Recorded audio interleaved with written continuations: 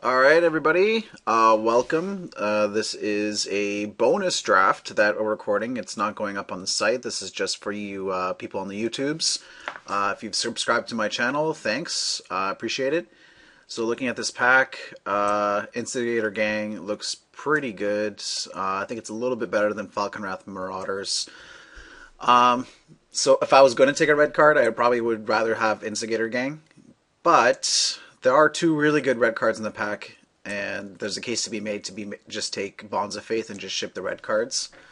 So let's just think about that for a sec. So, like, both Instigator Gang and Falcon Wrath Marauders are quite good, but red is not the greatest color. I mean, you got Brimstone Volley and then a bunch of junk. So, yeah, I'm going to take the Bonds of Faith, but had there only been the one red card there, I probably would have taken the Instigator Gang. Alright, so what do we got here? I'm leaning towards Screeching Bat. The rare is missing, so that, yeah, the rare is missing, so that doesn't really tell us anything. Let's see.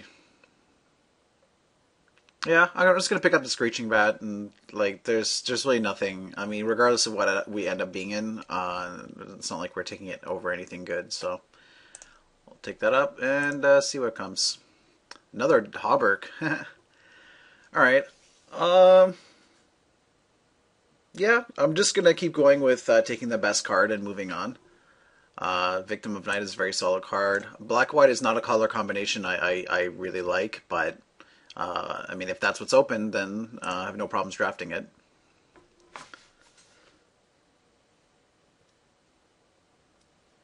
Do do do do do.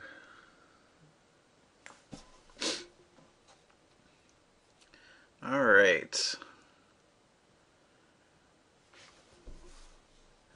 Runechanter's Pike is not the greatest. I mean, it's pretty gimmicky. I kind of want to take Scob Goliath, but this card is you need a lot of enablers for it because exiling two creatures is actually pretty significant. There's no reason for me to think that green-white is going to be open, or just green in general. I mean, Prey Upon is pretty good, but I think the Scob Goliath is going to end up matching up better with the cards that we already have. So, I'm not like a huge fan of this guy, but in the right deck, he's pretty overpowering. So we'll try that. If green ends up being open, well then we'll feel kind of silly, but not much we can do about that. So between Screeching Bat and Claustrophobia, I think Claustrophobia is a little bit better, but I'm not really sold on blue yet.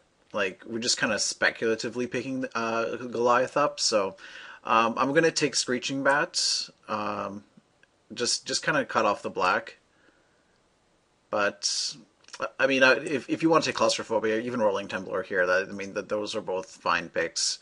But I think I just want to like stay on color here, so we'll pick up the Screeching Bat. Okay.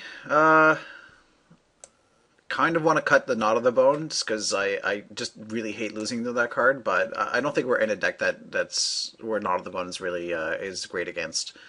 If I had seen like a spider spawning, I might have just moved in on that deck myself, but I think in this case, again, like we're making a conscious effort to not draft red in this particular draft, so. I'm not going to take the Village Ironsmith or the Scourge of Gyre Reach. If I was going to take a red card, it would definitely be the Ironsmith.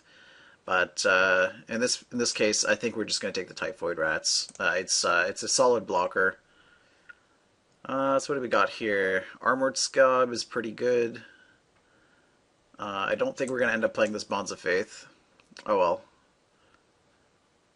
Yeah, I mean, our Armored Scab fits in with the Scob Goliath. I mean, they work well with each other. Man, like, this is a good card. Like, I routinely see this card this late. Like, you should not be seeing Rage Thor like 8th, 9th, 10th pick. It just shouldn't happen, but I guess people don't want to pick it online. But again, like, we're not in red, so I actually like Curiosity in the right deck, but in this type of deck, is it going to be better than a Typhoid Rats? I don't know. Like, you get these fairly late, so I'm going to pick up Curiosity. There's a good chance we won't play it, but you never know. A bunch of junk here, so I'll just take a Kessig Wolf.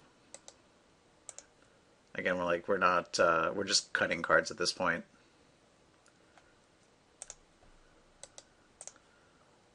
Hauberk, eh? Yeah.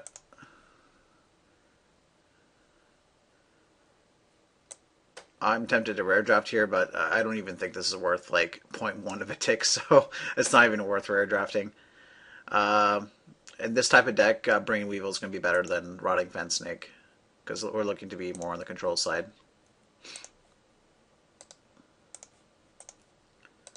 So that wasn't a great pack. I mean, we got a couple good cards, but I'm really hoping that pack 2 ends up being a lot better for us. Probably not going to main deck the Weevil or the Hauberk. So probably blue-black, but I mean the only color I'm really committed on here is black. Like if I open something else that's really good in another color, I'll switch. Okay.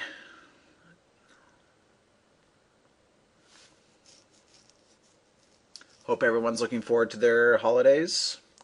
I don't really do Christmas or any other holidays. So, whoa, Liliana, hey. Speaking of holidays, I believe in Christmas miracles now, since this is the second Liliana I've opened up in 3 drafts. So, pretty happy about that, and we're in a good color combination to be playing it. So, yeah, see if there's anything that's going to table. To Probably not going to table anything, but yeah, I'm happy that we picked up a Liliana. I have 2 of them now online. I didn't sell the other one because I didn't need to, but I'm like halfway to a block deck now. The not the last draft I did, but the draft before, I opened Liliana, pack 1, pick 1, and I'll get back to the story in a second. We're definitely picking up Grim here. This guy is pretty nutty. If you get him going, so I'm perfectly happy to commit to blue-black now. But as I was saying, I had Liliana in the draft before last. It was pick 1, pack 1, so I kind of like drafted a deck around it.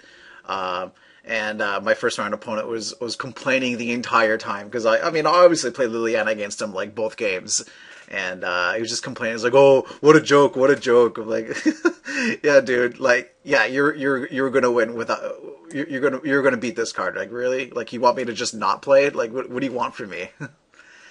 All right. So I'm gonna want to have a whole bunch of instants and sorceries, so Delver is gonna be really good. Speculatively, of course. I'm tempted to pick up this Isolated Chapel just because it's a rare, but yeah, I think I'm gonna pick up the Delver just because there's a good chance it'll end up being good in this deck. This card is quite good, but I think the pick here is definitely dead weight. I don't see a reason to pick anything else over it. So let's pick that one up.